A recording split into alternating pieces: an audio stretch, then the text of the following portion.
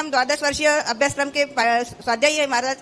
हमको अभी 8वीं कक्षा में गोमट साल का द्वितीय भाग है, बहुत कठिन लग रहा है। अभी से पढ़ाई चालू कर दी, लेकिन हमारा क्षयोक्षम बहुत कम है। अभी तक हमको 82, 84 ऐसे नंबर मिले हैं महाराज जी। अभी इस साल 7वें वर्ष की एग्जाम दी, थोड़ा एग्जाम कठिन लग गया है और 8वें का अभ्यास तो बहुत कठिन लग रहा है महाराज जी। क्या क्षयोक्षम कैसा पढ़े महाराज जी? नमस्ते। आज प्रातः काल का प्रवचन मेरा इसी का ही था। हम नहीं थे महाराज जी। अपन को ये नहीं देखना है कि हम सब समझ में आ जाएगा, हमें ये करना है कि हमें पढ़ने का साहस करना है।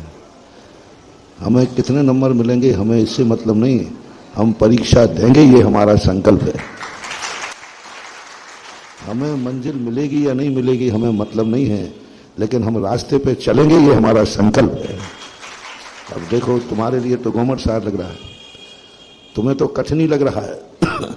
हमें तो इस पंचम काल में मोक्ष है ही नहीं, पंचम काल में मोक्ष है ही नहीं, फिर भी संकल्प कर रहा है मोक्ष मिले या नहीं मिले, लेकिन मोक्ष मार्ग पे तो चलूंगा।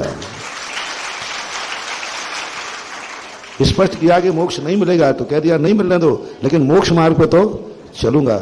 इसी प्रकार से पढ़ते समय कहना कि हे गोमट सार, तुम मुझे समझ में आओ या नहीं आओ, लेकिन मैं तो पढ़ूंगा।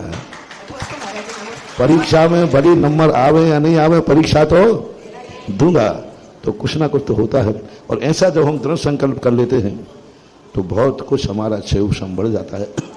यदि आगे आगे कठिन नहीं आएगा तो फिर पढ़ने का मतलब क्या है? हमने तो बहुत ग्रंथ कम कर दिए, क्योंकि द्वादशांग इतना है कि हम कितने ग्रंथ, अभी त्रिलोक सार, त्रिलोक परिणति, ये सब ग्रंथ रखे ही नहीं। दर्शन के कोई ग्रंथ रखे ही नहीं।